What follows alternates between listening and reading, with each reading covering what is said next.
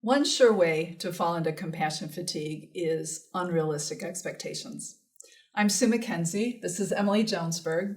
We work for Rogers Behavioral Health, and we're members of WISE Wisconsin. With everything that has changed around us, so should our expectations. And it's not surprising that some of us are losing sleep trying to achieve what we were aiming for just a few weeks ago. Those past expectations, maybe even that of wellness, could be unrealistic at this point. And unrealistic expectations can really leave us to a feeling of just not being good enough, which obviously has a negative impact on our well-being. So we want to do our best to practice realistic expectations during this changing time.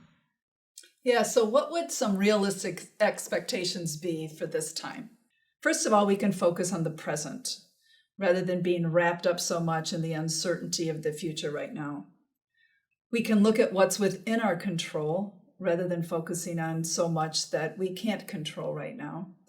And another expectation that's reasonable for us right now is to ask ourselves what our values are and reflect on whether our behavior right now is living up to our values or a sense of the self we want to be in the world. And then overall, we can ask ourselves if any of our expectations are reasonable, practical, and achievable right now. And a mom we've been working with on some of our compassion resilience work sent me a note recently about how she's been changing her expectations. So I just want to take a moment to share with you all what she shared with me. So she said, like a lot of families, when our schools closed, I was swept up in worries about maintaining a solid academic routine and keeping up. But with everything that's going on, my kids and I were too stressed out to make that work.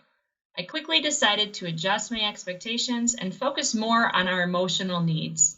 I still expect the kids to do some schoolwork as the day passes, but we are being very flexible to make time for connection and relaxation and outdoor play. They'll have plenty of time to catch up when schools reopen, and we're back to a more regular routine. For now, I'm squeezing my loved ones a little closer and worrying less about things like academic success. We're actually enjoying our time together while we're stuck at home. Yeah, thanks, Emily, and thanks to that mom. So one of the things that we might want to be practicing right now is what's called radical self-acceptance.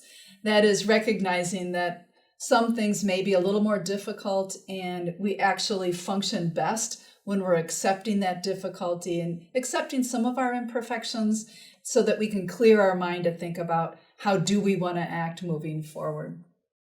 You know, Sue, that makes me think about an activity we do around radical self-acceptance, where we take unrealistic expectations and turn them into affirmations.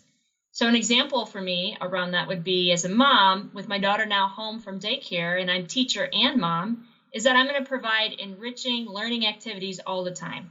And I'm realizing that that's not realistic. So instead, an affirmation that I could use to counter that would be that I'm going to do the best that I can, given the resources that I have, and know that my care and love of my child is more important than anything. When I'm able to adjust to that affirmation and focus more on that than that unrealistic expectation, it really does help maintain a higher level of wellness for myself and my family.